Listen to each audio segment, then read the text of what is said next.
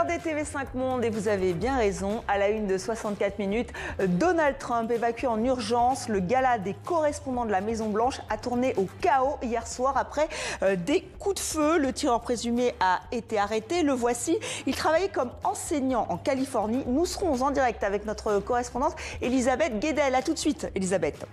Kidal, ville clé du Nord-Mali, serait tombée aux mains des rebelles Touaregs. Ils annoncent avoir conclu un accord avec les soldats russes de l'Africa Corps pour qu'ils se retirent. Le ministre de la Défense malien, lui, a été tué hier dans une attaque près de Bamako.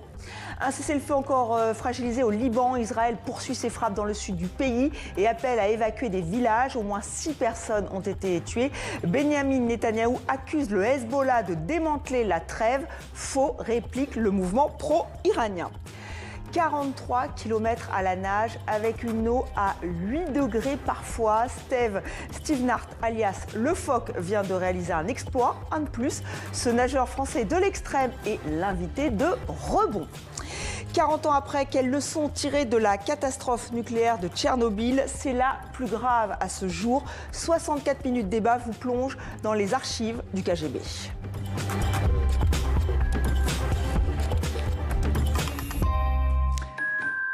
La stupeur et le chaos. Hier soir, le dîner de gala des correspondants de la Maison-Blanche a tourné court. Après des coups de feu, le président américain, qui participait pour la première fois à cet événement, a été évacué avec son épouse et toute son équipe.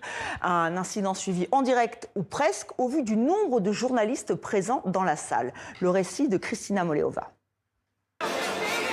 La fête devait être grandiose. Elle a été brutalement écourtée. Ce samedi soir, tout le gratin de la presse et plusieurs membres du gouvernement américain étaient réunis à Washington pour le dîner des correspondants de la Maison-Blanche, quand soudain, peu après l'arrivée de Donald Trump et de sa femme Melania, des tirs retentissent derrière la porte de la réception. Très vite, la panique gagne la salle. D'abord incrédule, le président américain et ses proches sont évacués en urgence par les agents du Secret Service. Les journalistes tentent dans un premier temps de se cacher sous les tables avant de filmer la scène avec leur téléphone. Présent sur place, l'un d'entre eux raconte. Alors que les convives étaient à peine servis, une sorte de grand tumulte a éclaté. Les agents du Secret Service sont arrivés en courant. Ils ont immédiatement évacué le président, la première dame et Caroline Leavitt, qui se trouvait sur l'estrade. Ils les ont mis en sécurité et puis tout le monde s'est retrouvé allongé par terre. Sur ces images de vidéosurveillance publiées par la Maison-Blanche, l'assaillant fait irruption en courant et tente de rejoindre la salle du dîner avant d'être arrêté. Peu après son évacuation, le président américain tient une conférence de presse pour clarifier la situation et évoque un loup solitaire. L'homme a été arrêté. Ils vont aller à son appartement. Je suppose qu'il vit en Californie. C'est un malade, un homme très malade. Et nous ne voulons pas que des choses comme ça se produisent. Donald Trump a également précisé qu'un agent de sécurité a été blessé au cours de l'intervention. De son côté, le procureur général estime que le système de sécurité a fonctionné et que la sûreté du président américain a été assurée tout au long de la soirée. Nous retrouvons en direct de New York Elisabeth Guedel, notre correspondante. Bonjour Elisabeth, est-ce qu'il y a eu des failles dans la sécurité ? Écoutez, les questions de sécurité sont au cœur effectivement de tous les débats télévisés aujourd'hui aux États-Unis. Est-ce qu'il y a eu des failles?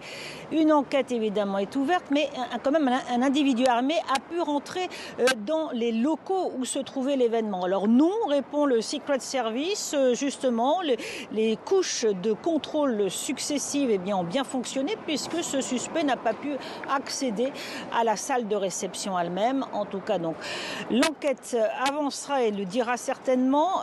En tout cas, il y a quand même une question qui se pose de plus en plus, c'est est-ce que c'est bien raisonnable que le président, le vice-président, plusieurs membres du gouvernement, la First Lady également, soient ensemble dans la même pièce pour ce genre d'événement. Ça arrive, vous savez, une fois dans l'année au moment du discours sur l'état de l'Union, au Congrès, où effectivement là, il y a tous les membres du cabinet, pratiquement, sauf un qui est mis de côté, le survivor.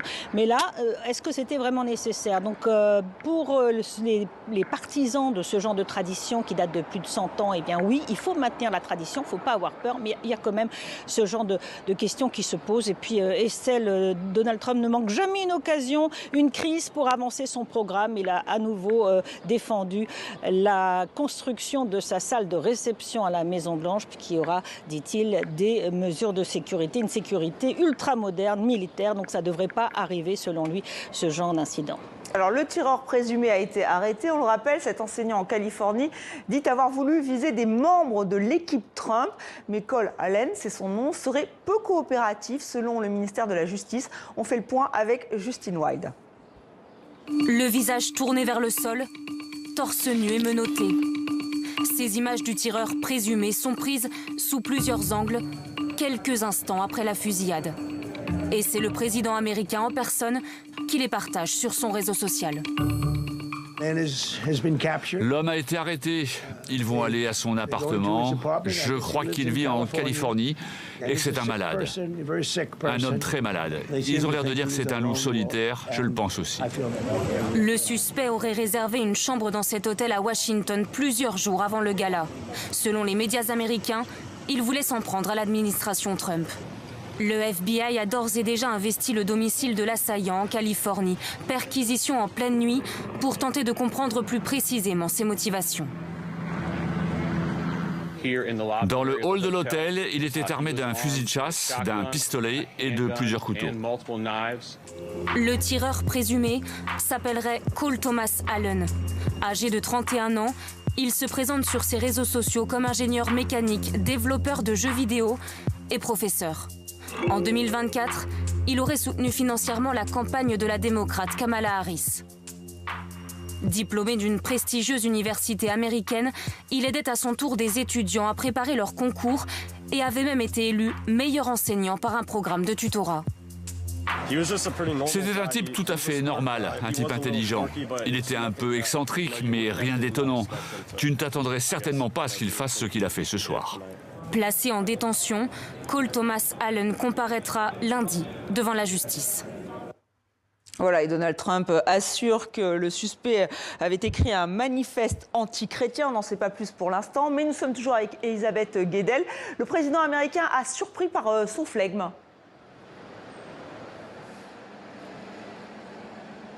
Donald Trump est apparu étonnamment calme, comme en fait résigné de vivre ce genre de situation liée à sa fonction présidentielle.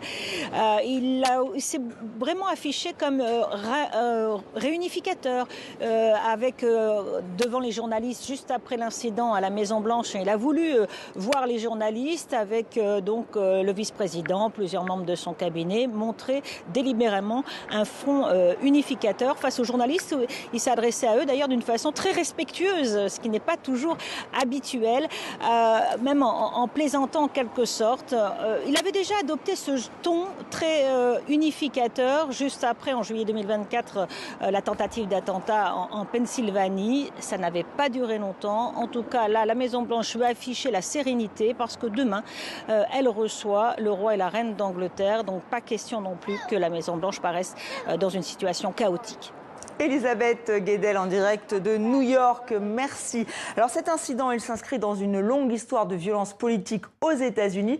Bonsoir Alexandre Malesson. Bonsoir Estelle. Donald Trump a déjà été la cible d'attentats ces dernières années. Oui, si cet événement au gala de la presse se confirme comme étant une tentative d'assassinat contre Donald Trump, ce serait la troisième à laquelle il échappe en 2 ans. La plus récente, c'était en septembre 2024. Un homme armé s'était introduit sur le parcours de golf de l'homme d'affaires, alors candidat à l'élection présidentielle. Il avait été neutralisé par les forces de l'ordre avant d'avoir pu tirer. Et la première, 2 mois plus tôt, on se rappelle de ces images spectaculaires. Donald Trump avec du sang qui coule sur le visage et le poing levé. Il avait été visé par un tir et touché à l'oreille lors d'un meeting en Pennsylvanie. L'incident d'hier pourrait donc être la troisième tentative, sans compter une en 2016 et une autre en février dernier. Elle se déroulait à Mar-a-Lago, mais lui, il était à Washington. Alors Donald Trump est resté très calme, on l'a dit il y a un instant avec Elisabeth Guedel, mais il a pourtant dit que c'était une profession dangereuse, la profession de président.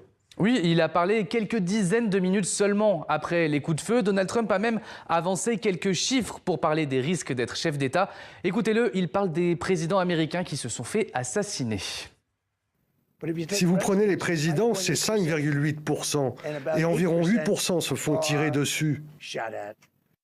Ces chiffres sont exacts. Non, pas vraiment. Il y a eu au total 45 présidents des États-Unis. Sur ces 45, 4 ont été assassinés. Abraham Lincoln en 1865, James Garfield en 1881, William McKinley en 1901. Et enfin, on se souvient de cet événement qui a profondément marqué l'histoire, l'assassinat de John Fitzgerald Kennedy dans sa limousine à côté de sa femme Jackie Kennedy. C'était le 22 novembre 1963. 4 présidents assassinés pendant leur mandat sur 45, ça fait donc près de 9% et pas 5,8% comme le disait Donald Trump. Alors d'autres présidents ont d'ailleurs été blessés par arme à feu, c'est ce qui est arrivé à Ronald Reagan et c'est arrivé dans très proche de là où s'est passé cet événement. Exactement, c'était en 1981 et grande coïncidence, c'était à l'hôtel Hilton de Washington.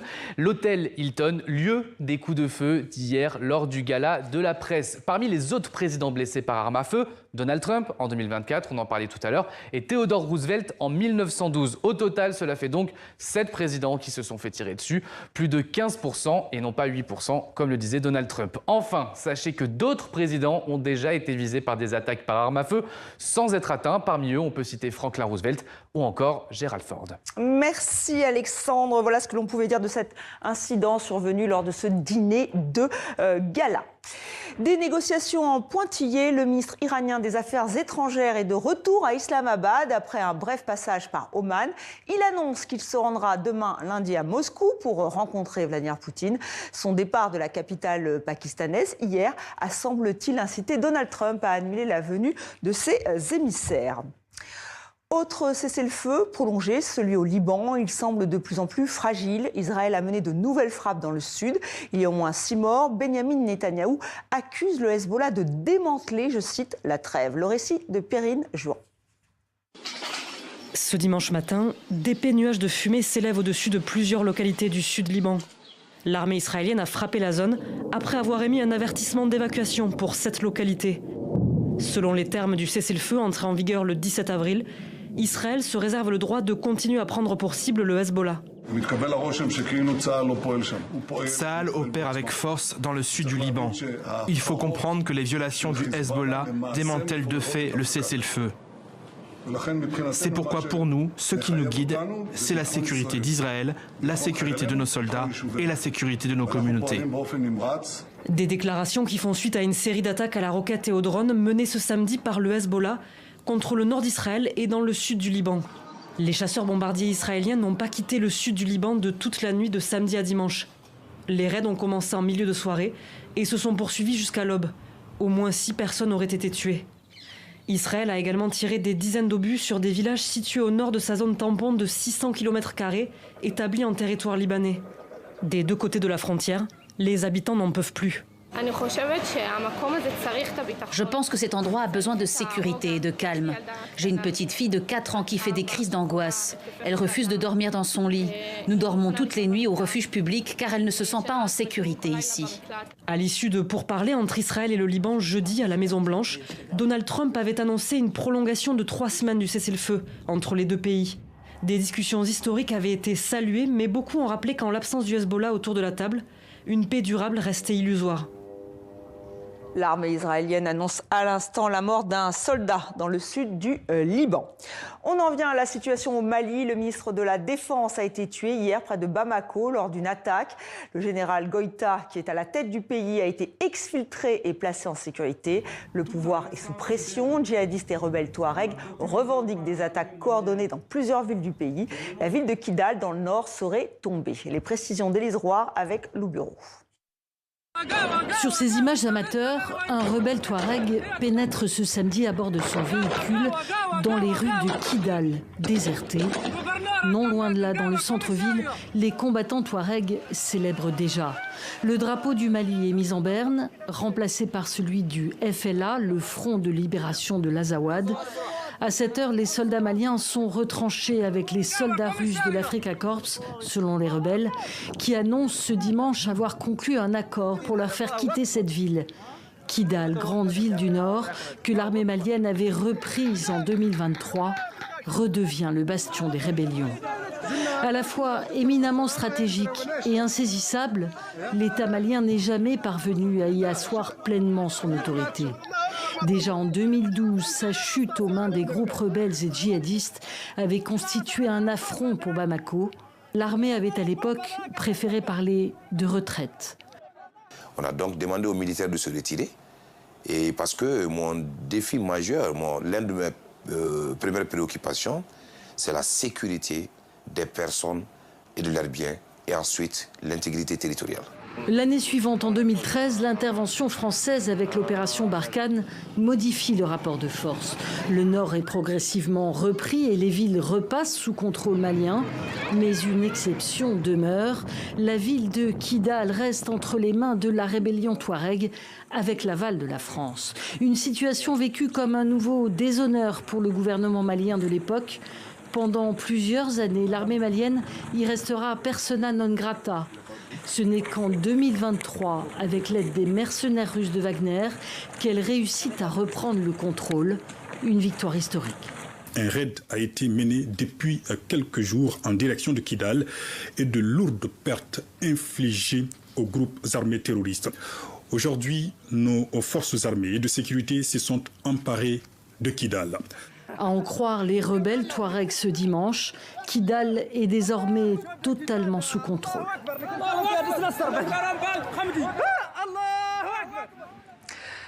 Pour mieux comprendre ce qui se joue, nous sommes en direct avec Jean-Hervé Gézéquel. Bonsoir, vous êtes directeur de projet Sahel à l'International Crisis Group, c'est basé à Dakar.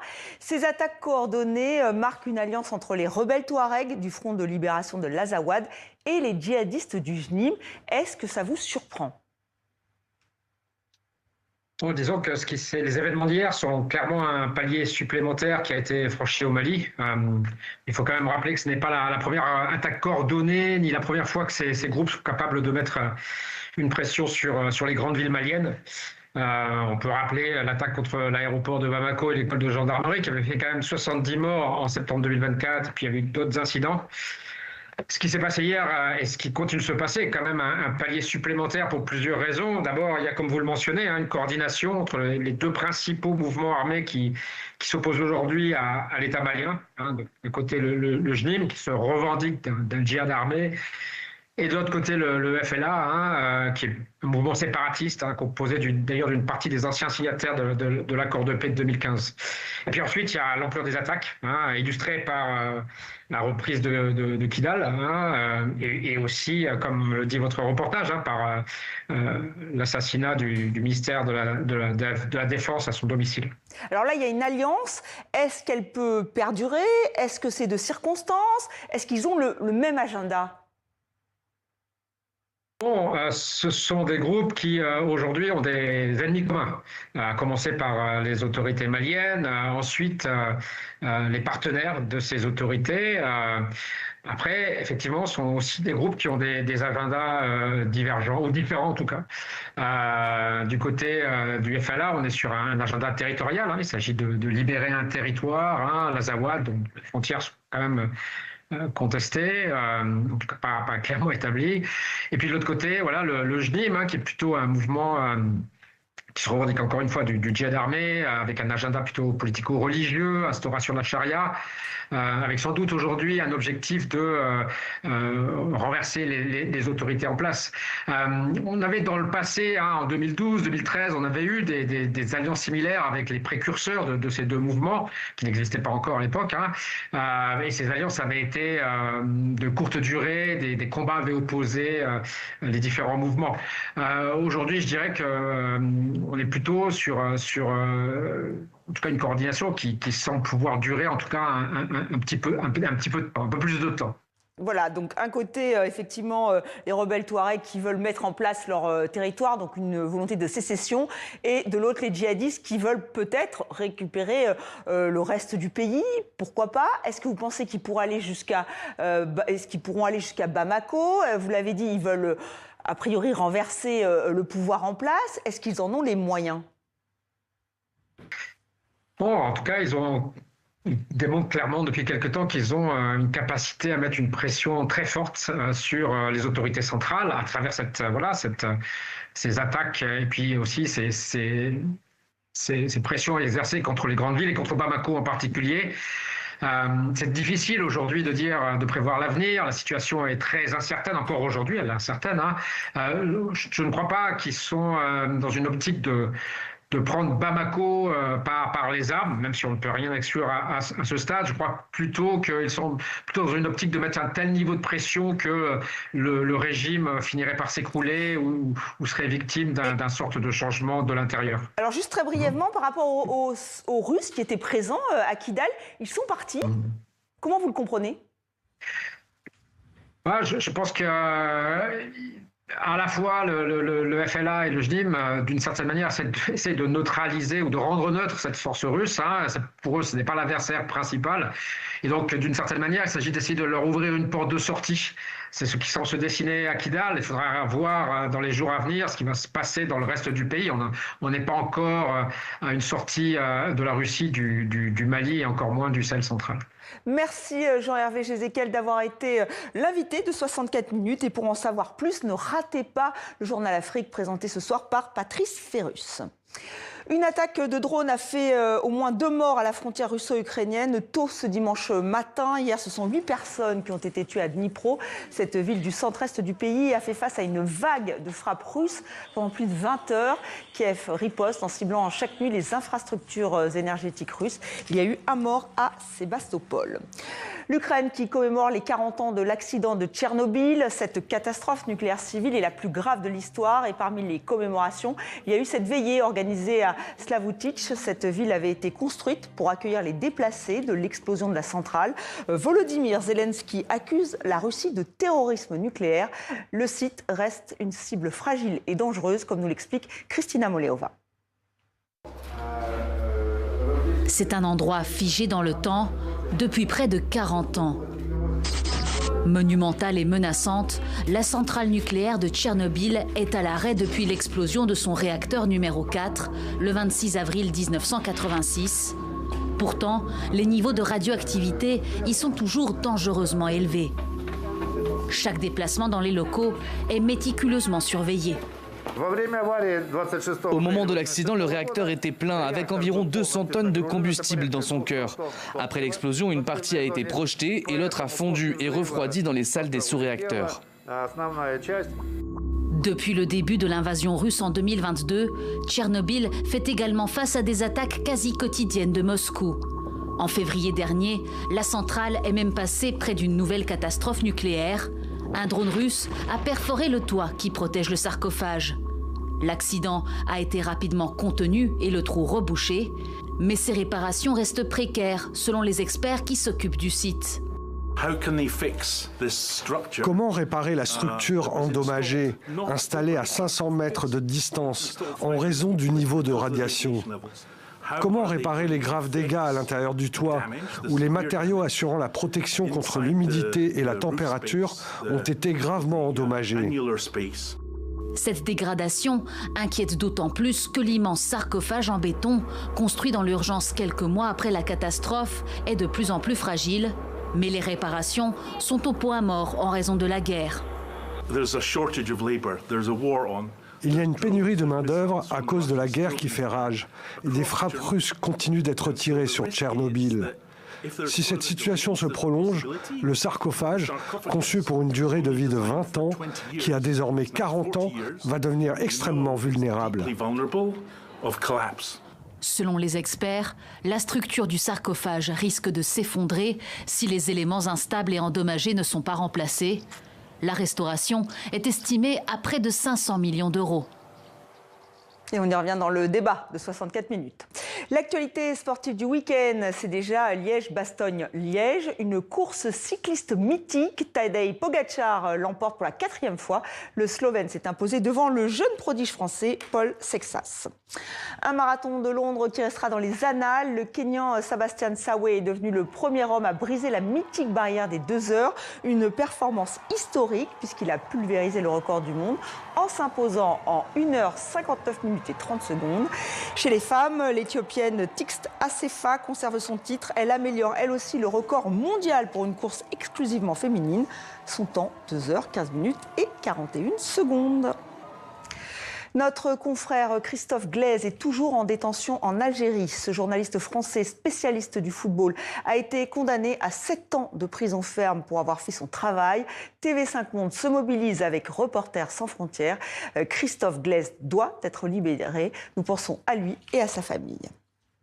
On se retrouve dans quelques minutes. La catastrophe de Tchernobyl, on vient de l'évoquer, est elle aussi un mensonge radioactif? Nos invités nous plongent dans les archives du KGB. C'est terrifiant. À tout de suite.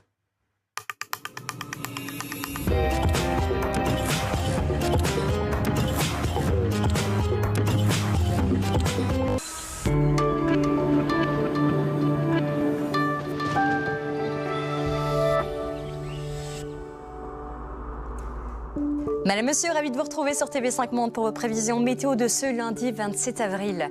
Des centaines de pompiers luttent actuellement contre des incendies de forêt qui se sont déclarés en milieu de semaine au nord du Japon. 700 hectares ont déjà été détruits. La sécheresse perdure et puis nous avons ces vents assez violents qui ne font qu'attiser les feux. La situation risque encore de se péjorer dans les prochaines 24 heures. Direction l'Europe avec ce lundi anticyclone qui sera placé vers les îles britanniques. Une dépression, elle sera au nord de la Russie. Elle va diriger un flux de nord-est et donc des températures un peu plus fraîches que de saison vers la Scandinavie ou encore à l'est du continent. Nous aurons un ciel bien nuageux mais un temps sec vers les îles britanniques. Londres va rester en marge avec un ciel légèrement voilé, de belles éclaircies là-bas et des températures en hausse jusqu'à 22 degrés.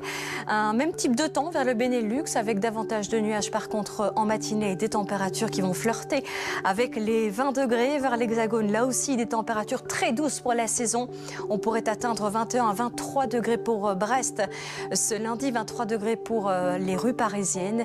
Et on ira jusque 20 à 26 degrés le long de la Méditerranée. Un temps sec mais un peu plus nuageux vers l'Allemagne. Beaucoup de soleil vers la Scandinavie. Mais je vous le disais en début de bulletin, à cause de cette dépression, il fera bien frais. 7 degrés pour Oulu et à peine 3 degrés pour Moscou. Avec un ciel bien nuageux là-bas et quelques giboulées qui pourrait tomber en cours de journée. Pour l'Europe centrale et les Balkans, un ciel clairement dégagé avec beaucoup de soleil, quelques nuages à la clé mais sans conséquence aucune. On aura 22 degrés le long de l'Adriatique et 27 degrés pour Tirana. Des conditions climatiques très clémentes vers la Grèce avec quelques nuages malgré tout, vers Corfou 25 degrés. Un petit peu d'instabilité vers l'est de la Turquie ou encore vers Beyrouth au Proche-Orient où nous pourrons avoir quelques petites averses en cours de soirée. Un été qui s'installe un petit peu avant l'heure avec des températures en hausse vers la botte italienne. On aura 25 degrés pour Rome, 27 degrés pour Milan. Et puis vers la péninsule ibérique, un peu plus de nuages vers la Corogne ou encore vers le Pays Basque.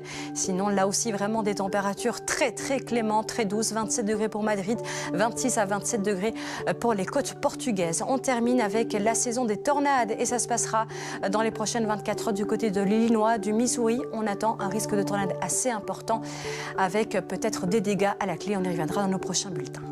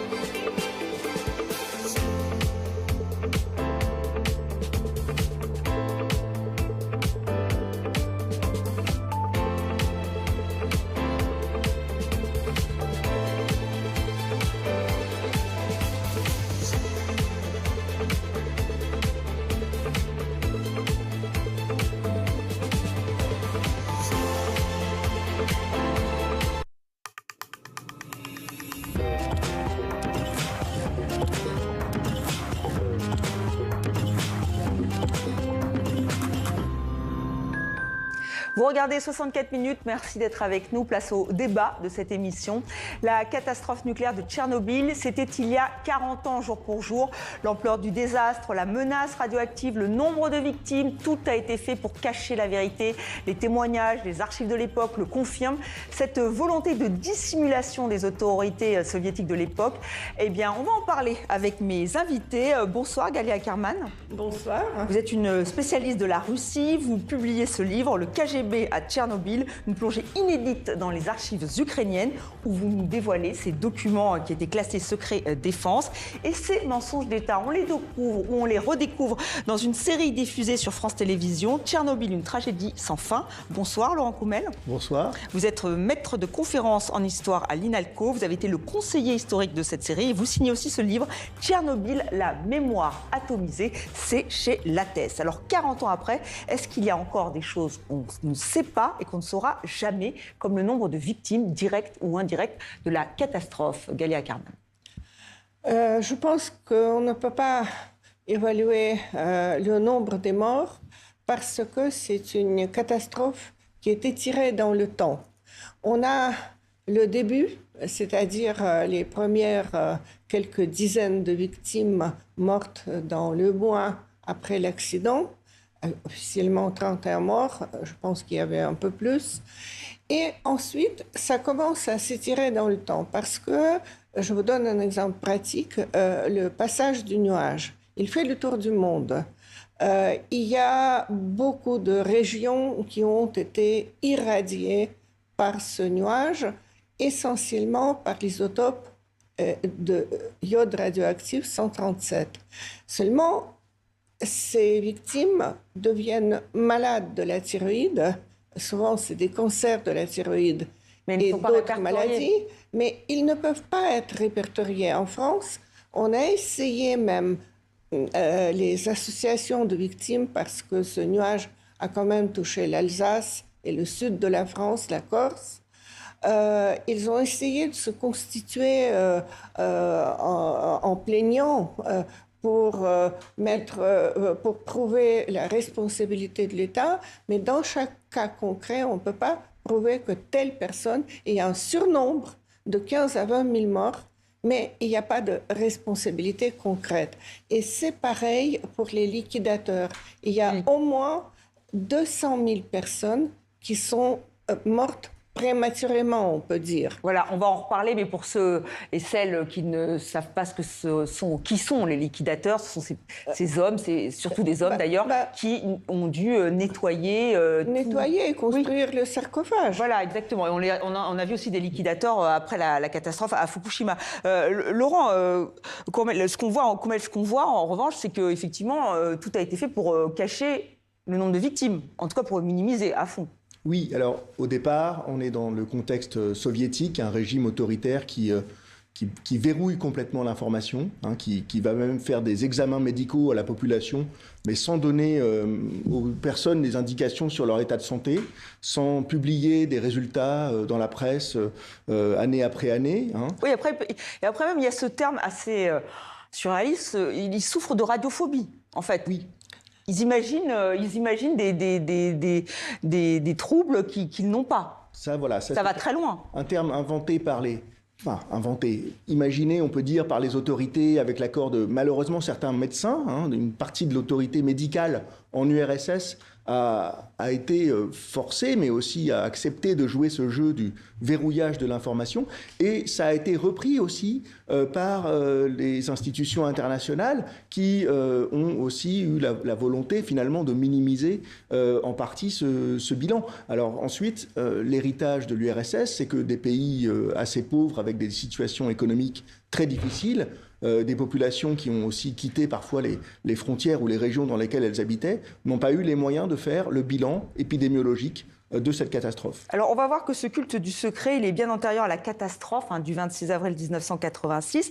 Vous nous le rappelez tous les deux dans votre livre, Galia Ackerman, dans la série sur France Télévisions. Il y a un des ingénieurs de la centrale, justement, qui témoigne dans cette série. On l'écoute. Si le régime met en avant ses réussites, il passe sous silence les défaillances du système. En 1982, des particules radioactives s'échappent du réacteur numéro 1. et contamine les alentours. Le secret est bien gardé. Quant aux scientifiques qui souhaiteraient se faire lanceurs d'alerte, le KGB use d'un argument convaincant. Si vous parlez, vos familles en paieront le prix. J'étais le chef du service chargé des réacteurs 3 et 4, et pourtant je ne savais rien. Officiellement, je ne savais pas ce qui s'était passé sur le premier réacteur. Je l'ai appris par mes collègues, qui étaient eux aussi des spécialistes des réacteurs. Tout était classifié. Galia Karaman, grâce à vous, on plonge dans les archives du KGB et vous nous montrez qu'ils savaient. Ils avaient des informateurs, ils savaient qu'il y avait des problèmes. Bien sûr, le KGB était censé surveiller très étroitement tout ce qui se passait à la centrale, parce qu'ils avaient cette notion de sabotage, ils avaient peur de sabotage, et pour éviter le sabotage, venant aussi bien de l'intérieur que éventuellement d'espions étrangers, ils étaient obligés de surveiller tout le processus de construction et d'exploitation de la centrale. Ils étaient au courant de tous les défauts, de toutes les défaillances, de tous les arrêts de réacteurs. Alors pourquoi ne rien dire? Ah, mais parce que l'industrie militaire soviétique et l'industrie nucléaire apparentée à l'industrie militaire, même si c'était nucléaire civil, tout était couvert de secrets, de sorte que, par exemple, il s'est produit au milieu des années 70 à la centrale de Leningrad un accident pareil, mais qui a pu être stoppé à temps, comme à la centrale de Tchernobyl en 86, mais l'expérience de ce qui s'est passé n'a pas été diffusée même à la direction des autres centrales. Tout était totalement secret. Et pour chercher des boucs émissaires, hein, ça aussi, vous le montrez. Oui, bien sûr. Mais ce que je veux dire, c'est que, par exemple, quand la catastrophe s'est produite, ce n'est pas le KGB qui instaure le secret, c'est le parti, c'est la direction soviétique. C'est M. Gorbatchev, à l'époque, qui n'est pas encore devenu champion de la glasnost, qui ordonne visiblement de tout tenir secret. Et donc, le premier jour après la catastrophe, le KGB émet une instruction en demandant à son réseau d'agents, de personnes de confiance, d'informateurs, etc., de venir informer 2 fois par jour sur quoi? Sur les bavards. C'est-à-dire, si les gens racontaient quoi que ce soit, par exemple, les gens qui étaient à Pripyat, qui ont été évacués 36 heures après la... Oui, ce qu'on appelle cette ville atome, c'est une ville qui a été construite pour le personnel de la centrale. Absolument. Donc, ils ont été évacués, notamment à Kiev, en partie. Ils étaient au courant. Donc, s'ils parlaient, ils étaient tout de suite traqués par le KGB. Pareil, le personnel hospitalier des hôpitaux où sont arrivés ces malades irradiés. Une chape de silence. Et on le voit dans cette série dont vous avez été le conseiller scientifique, avec ces témoignages nombreux. Et puis, il y a du cynisme, enfin, on peut dire, oui, effectivement, du cynisme. Le 1er mai 1986, une parade est maintenue à Kiev. On pousse même les habitants à aller dans les rues, alors que les autorités savent que c'est dangereux. Oui, alors... Elles savent que c'est dangereux, mais jusqu'à un certain point, parce qu'aucune catastrophe nucléaire de ce type-là n'a eu lieu dans l'histoire de l'humanité jusqu'ici. Je ne veux pas les dédouaner de leur responsabilité pour autant. Par contre, c'est vrai qu'elles ont les messages d'alerte, des mesures, de l'armée elle-même qui fait des mesures, et pour savoir que c'est très dangereux. L'idée, c'est qu'il y a à la fois le poids de l'idéologie, de ce régime qui veut tout verrouiller, rendre secret dans un contexte aussi de guerre froide. Et puis, il y a aussi l'objectif de rentabilité, c'est-à-dire l'objectif de relancer les 3 autres réacteurs de la centrale, parce qu'il y en avait 3 autres qui fonctionnaient, le plus rapidement possible. On les arrête quand même au bout de quelques jours après l'accident, mais l'idée, c'est de montrer, de banaliser, de montrer que la normalisation est possible pour passer à autre chose. Et je crois que malheureusement, voilà, les gens qui ont défilé le 1er mai à Kiev en ont fait les frais.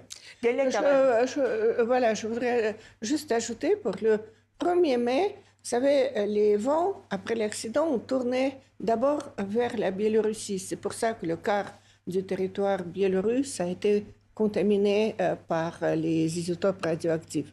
Mais ensuite, vers le 30 avril, le vent tourne vers Kiev. et porte avec lui une énorme contamination radioactive.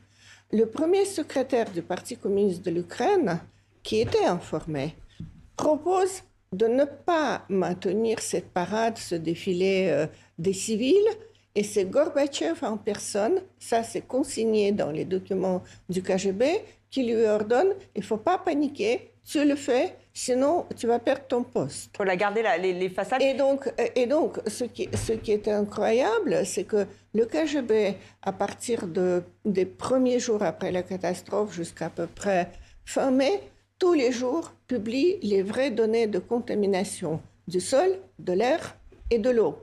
Et ces données sont entre 20 et 100 fois supérieures aux données diffusées officiellement. Donc la population n'a pas de compteur Geiger. Il est impossible d'acheter un compteur Geiger. Et donc, ils mentent à leur propre population en disant que tout va bien. Et ils mentent aussi aux étrangers présents à Kiev. Il y a une délégation canadienne, c'est ça? Pas seulement. Il y a des milliers d'étudiants étrangers, essentiellement des pays socialistes, aussi des pays en voie de développement, aussi des pays capitalistes, il y a des journalistes étrangers. Et ils essaient de retenir ces gens pour qu'ils ne paniquent pas, tout en sachant que c'est un environnement contaminé. Extrêmement toxique. Juste un mot des liquidateurs, parce que là aussi, est-ce qu'ils ne savaient pas vraiment jusqu'où ils avaient 1 minute, surtout ceux qui étaient sur le toit, pour dégager tout ce qui était radioactif. C'était extrêmement radioactif, on le voit dans la série, et ces hommes vont... Enfin, la plupart vont mourir. On parlait de 200 000 tout à l'heure. Là aussi, on les a envoyés à la mort? Oui, alors là, effectivement, je pense on est déjà au mois de septembre. On a une notion du danger qui est beaucoup plus claire, y compris dans la population en général, où la rumeur a quand même permis de savoir que ces environs de la centrale sont très dangereux. Et les militaires, les officiers eux-mêmes qui envoient leurs hommes, on le voit dans les images d'archives qui sont présentées dans la série. Alors, des images d'archives qui ont une part de représentation, de mise en scène.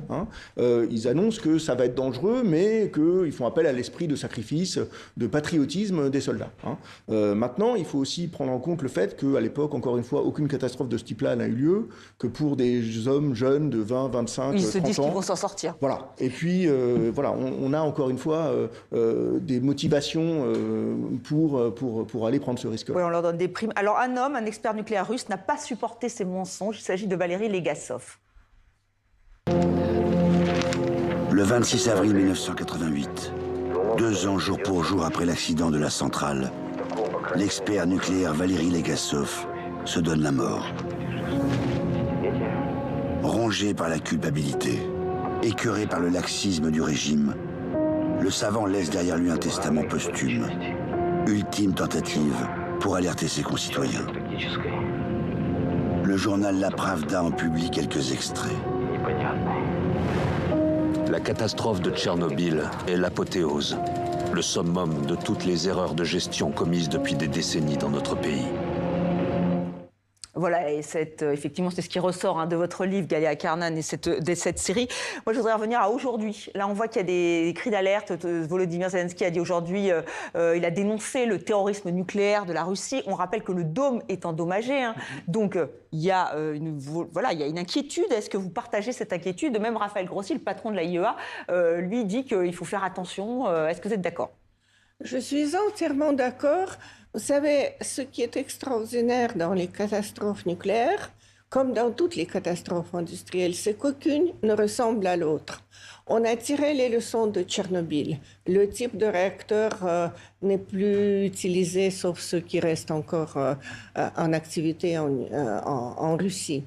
On a tiré les leçons de Fukushima, parce que là, c'était un tsunami d'une force imprévue. Mais maintenant, il y a la guerre. Et donc, c'est quelque chose qui n'était absolument pas prévu. L'arche doit servir d'abri pendant 100 ans. Voilà qu'elle est trouée. Et c'est pas seulement l'arche. Il y avait un passage des militaires russes à Tchernobyl qui ont occupé brièvement la centrale pendant 1 mois au début de la guerre, de l'invasion.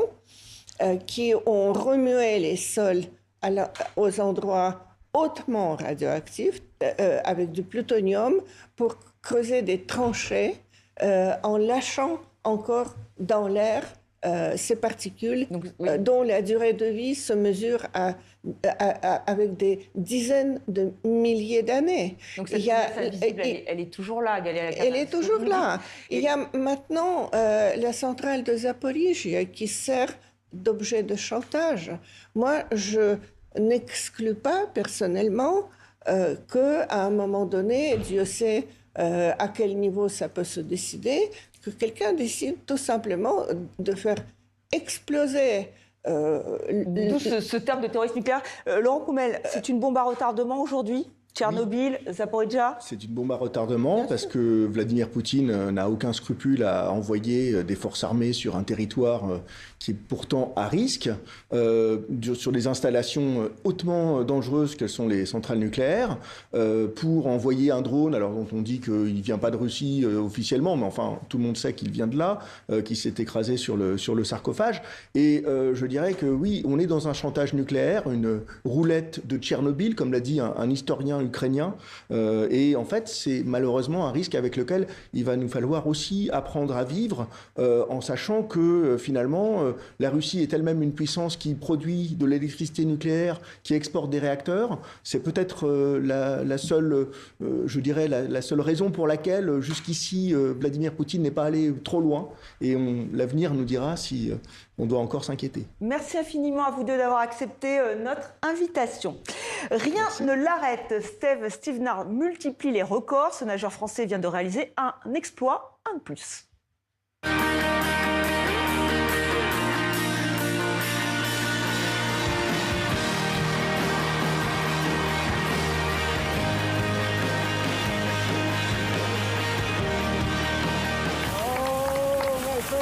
J'y suis arrivé.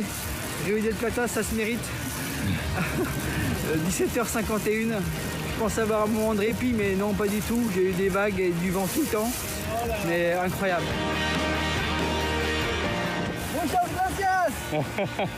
J'ai dit cette victoire à mes enfants. Je pense très fort à eux. Bravo. On le surnomme le phoque, rien ne lui fait peur, vous l'avez entendu, ni la température de l'eau, ni les requins, ni les courants. Steve Nart est nageur en eau libre, il vient d'accomplir son grand chelem à lui.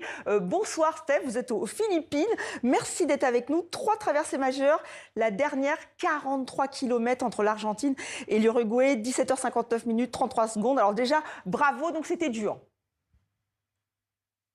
Bonsoir, merci beaucoup. Oui, c'était assez compliqué cette dernière traversée parce que, comme on peut voir sur les images, l'eau est saumâtre, on n'a pas beaucoup de visibilité et encore moins pendant la nuit. Donc, c'était assez nouveau pour moi de découvrir ces endroits de nage. Donc, il a fallu s'adapter très très vite. Sachant que j'avais fait le détroit de Magellan une semaine avant avec une température de l'eau qui était à 8 degrés, des conditions complètement différentes parce que, pour rappeler à nos téléspectateurs, le détroit de Magellan, c'est l'océan Atlantique et Pacifique qui se rencontrent et qui crée vraiment une pression quand on nage entre les deux en fait. Donc c'est assez particulier. Donc il a fallu sortir de cette eau à 8 degrés et une semaine plus tard traverser le Rio del Plata avec une eau qui est un peu plus clémente à 23 degrés, mais avec des petits problèmes que j'ai pu rencontrer liés à des déchets. Oui, alors ça, on va revenir parce que moi, je vous vraiment bravo parce que finalement, voilà, nager de nuit en eau vive, on ne sait pas trop ce qu'on peut croiser, des bébêtes, tout ça. Enfin, vous allez nous le dire ça, mais déjà, on va rappeler la température 8 degrés. Vous n'avez pas de combinaison thermique. Vous avez votre maillot de bain, votre petit bonnet et puis vos lunettes. Alors, vous avez un secret et c'est le gras, c'est ça ? C'est ça, le bon gras. je me suis inspiré de la nature pour prendre du poids. Alors, mon régime alimentaire, il est axé surtout sur le maquereau, la sardine, le hareng, que je mange en grande quantité, ce qui me permet de résister au froid. C'est devenu un isolant et un carburant. Et effectivement, vous avez pris plus de 47 kilos, donc c'est pas mal. On vous surnomme, voilà pourquoi on vous surnomme le phoque. Alors, juste pour qu'on comprenne bien, quand vous nagez comme ça 43 km, je le rappelle, vous vous arrêtez pas, vous avez quand même le temps de prendre pour manger, pour dormir, comment vous faites ? Alors, toutes les 30 minutes, je m'arrête pour prendre mon ravitaillement, qui doit être assez rapide, hein, parce que sinon on perd beaucoup de temps avec la dérive du courant. Donc, toutes les 30 minutes, c'est 15 secondes, banane et thé au gingembre. À aucun moment, j'ai le droit de toucher le bateau, sinon, si je suis éliminé, en fait, il y a un juge qui est là pour vérifier les règles. Donc, il faut aller assez vite. Donc, allez vite. Alors, vous avez un entraînement très intensif. Vous nagez toujours en eau libre. C'est comme ça que vous vous entraînez ? Oui, alors je fais quelques entraînements spécifiques en piscine pour la technique, mais les 3/4 du temps, c'est en eau libre. En eau libre. Alors, vous n'avez pas peur de tomber, on l'évoquait, vous parliez d'eau saumâtre, requins, méduses, algues, plastique. Vous êtes prêt à tout ? Alors, j'ai accepté les règles. Hein. Il y a beaucoup d'humilité à avoir parce que c'est pas mon élément. Donc, j'ai accepté les risques qui sont liés à la faune marine. Il y a un gros travail en amont. Il y a beaucoup de psychologie dans cette discipline. Où avant de traverser, j'annonce toujours mon intention, ce qui me permet un peu de gérer ma peur. Je m'adresse aux éléments, aux animaux, parce que j'ai peur, hein, mais c'est une peur qu'il faut canaliser en fait, qui est légitime. Mais j'ai accepté les règles, quoi. J'ai accepté que ça peut arriver. Oui, quand vous dites que vous parlez aux éléments, en fait aussi le choix de nager en eau libre, c'est d'être en contact avec la nature, même si elle peut être hostile. Oui, c'est ça. Moi, c'est ce qui m'anime, hein, cette connexion à la nature, parce que au-delà des mauvaises rencontres, on fait aussi de très belles rencontres avec notamment des dauphins. J'ai un exemple à une maman dauphin qui vient avec son petit et très proche, hein, donc on se regarde dans les yeux. Ça, c'est un moment qui change une vie. Hein, c'est un regard qui change une vie. Donc ces interactions-là, elles sont extraordinaires parce que ce qui rajoute de la magie à cette interaction, c'est qu'elle est venue de son propre gré, passer un moment avec moi et après chacun reprend son chemin de vie. Donc c'est magique.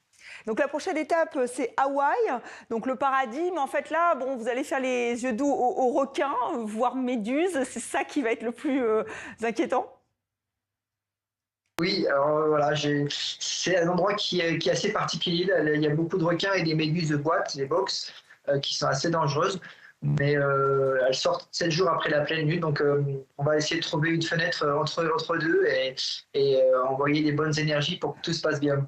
Ben, merci de nous avoir envoyé de bonnes énergies dans 64 minutes. Merci Steve Nart, encore bravo parce que c'est assez impressionnant. Merci d'avoir été avec nous dans Rebond, notre rendez-vous sport de l'extrême, tous les dimanches dans 64 minutes. Et puis à très bientôt, j'espère. Voilà, c'est la fin de ce journal. Demain, vous retrouvez Mohamed Kassi. Excellente suite de programme sur TV5 Monde.